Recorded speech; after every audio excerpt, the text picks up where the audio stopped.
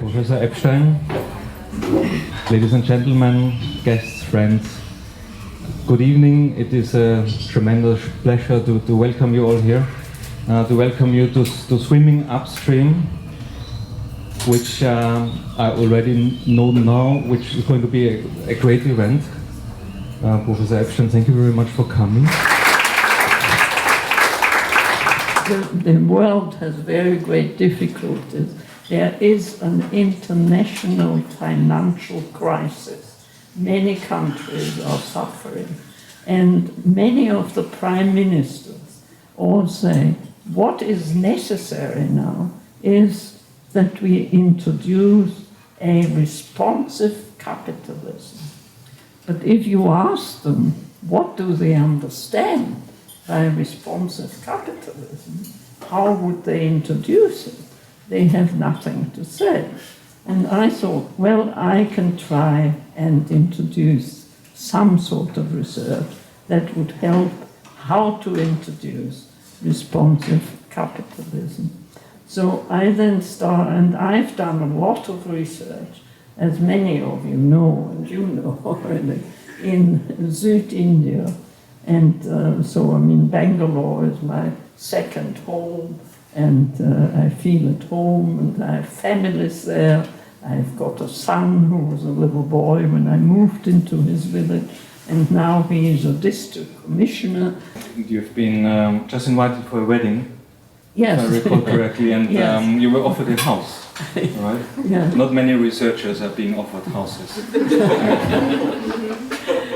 Yeah, well, everybody offers me. I've had a house offered in Papua New Guinea. The little I understand about your career, but what I do understand is that at the very first beginning, when you put together your research for your PhD, you decided to again go in between the worlds. You were actually neither taking an anthropological approach nor an economic approach. And I remember a sentence by Arthur Lewis who said that you should give up all this, what did he say? Nonsense. And leave the nonsense to the anthropologists and go out and do real business. And real business in his world was to collect economic data. How did you manage to take an individual approach? I was studying two villages. One that had become irrigated, had access to water, and therefore could grow cash crops such as sugarcane or rice, and of course rice is a staple diet in India. But the people that introduced the land to irrigation, they never asked the villagers, what did you do before? Do you want irrigation? Because these villagers... An easy question. Yeah, they had created silk. They had silkworms. And silkworms need, for their fodder, really special leaves or from trees. And these trees do not grow on irrigated land. So when this irrigation came to the villages, and the government thought they'd done a very, very good job for all these people, the people were all standing there looking very, very upset because they could see disappear their silk industry.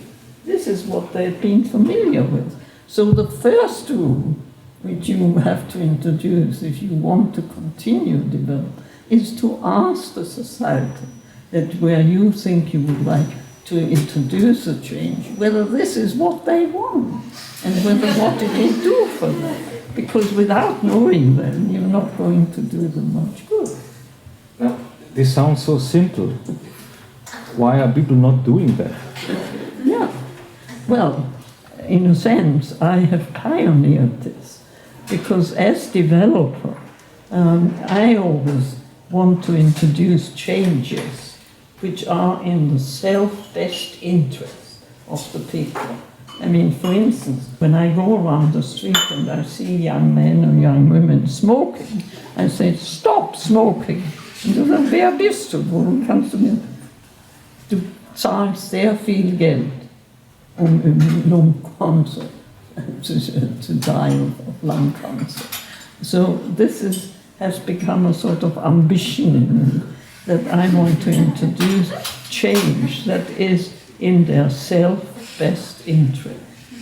But on the other hand, we found that the commercial firms that want to introduce into new ideas, for instance, fast food, McDonald's, it took them just 2.5 years to introduce fast food to the whole world.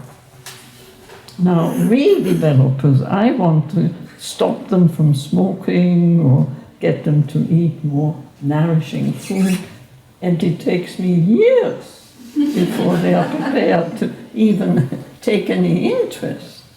So when I retired, I drenched myself in commercial market research and in commercial marketing. How did they do this? To spread fast food, which is not doing much good to people who eat the fast food, but they manage it. So how do they manage it? And from that, I learned a lot. I'm wondering why we're still talking about a very similar story today and things don't change. Is it because, as you once wrote, babies are not made at macro level?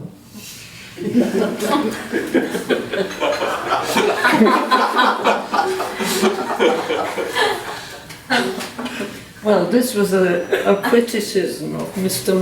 McNamara, who was then with the World Bank. And he wrote that the government must control how many children women produce.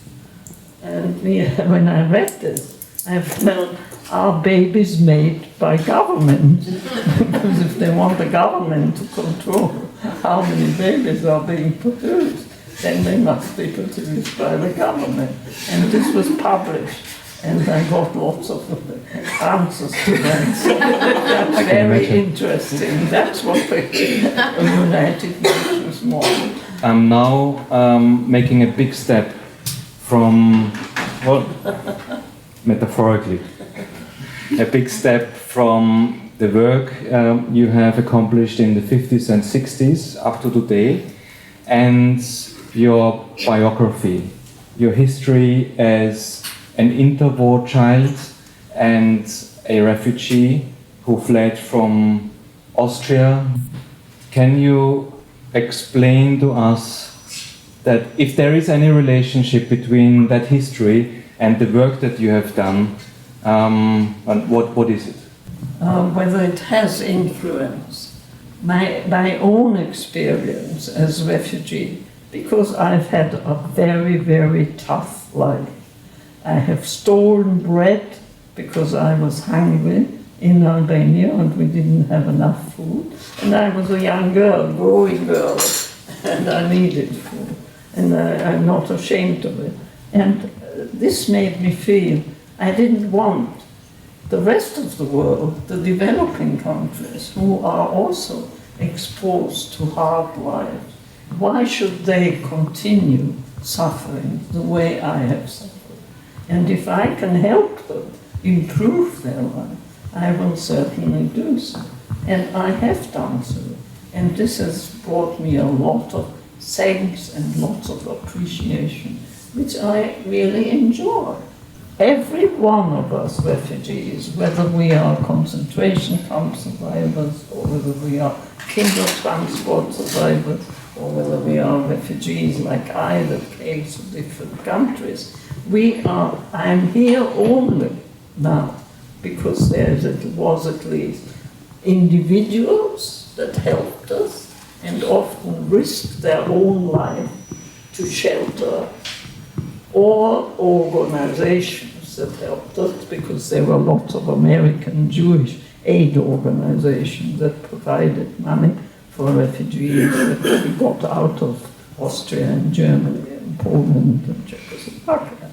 So there, and also the countries that allowed us in. So we are here only now because we were helped. Without this help, we wouldn't be here. And I think a lesson can be learned about this for the present problems that the world faces about migrants. I mean, for instance, there's a big question about Syria. Should America and Britain and all the Western countries open their doors to all those people who want to escape from Syria to rescue their lives? So this is a very important question that we still have to face, and it doesn't only refer to the Jewish refugees, but it refers to migrants and refugees from all other different parts.